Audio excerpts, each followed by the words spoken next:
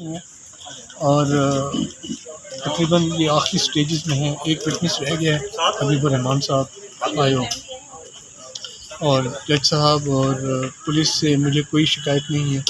Police نے بہت تعاون کیا اور کیس کو پراپر طریقے سے انہوں نے آگے بڑھانے کی کوشش کی جتنی ان سے ہو سکتی تھی. پولیس کے لوگ تو کئی گھنٹے وٹنس کے طور پہ جب آئے تھے تو کئی گھنٹے انتظار کرتے رہتے تھے. تو کبھی ان کا ٹیسٹیمنی ہوتی تھی, کبھی وہ بیٹھ کے چلے جاتے تھے, کم نیکسٹ ٹائم.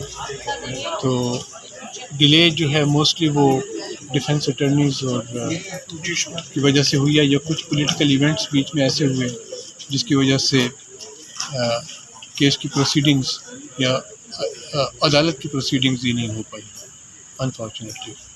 تو ادروائز تو کیس 2-3 مہینے پہلے ختم ہو جانا چاہیے تھا. تو اب امید ہے کہ اگلے 1-1.5 مہینے میں یہ کیس ڈیسیژن آ جائے گا. اس پورے سال میں کن جو انویسٹیگیشن ہے, جو تحقیقات ہیں, اس میں کن دشواریوں کا آپ کو سامنا کرنا پڑا ہے؟ سر دشواری تو یہ ہے کہ ایک گھنٹہ ہمارا مشکل تھا. ہر وقت بیٹی آنکھوں کے سامنے رہتی تھی, اور دشواری ہم بیان نہیں کر سکتے, اس کے لیے کوئی الفاظ نہیں ہے اور کوئی پیمانہ نہیں ہے. اور یہ ایک زندگی کا ہمارا ایک ورسٹ آرڈیل تھا جو کہ اللہ کرے کہ جلدی ختم ہو.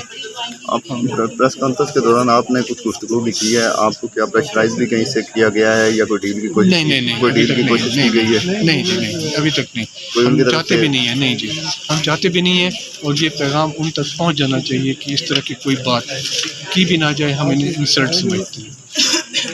بہت شکریہ.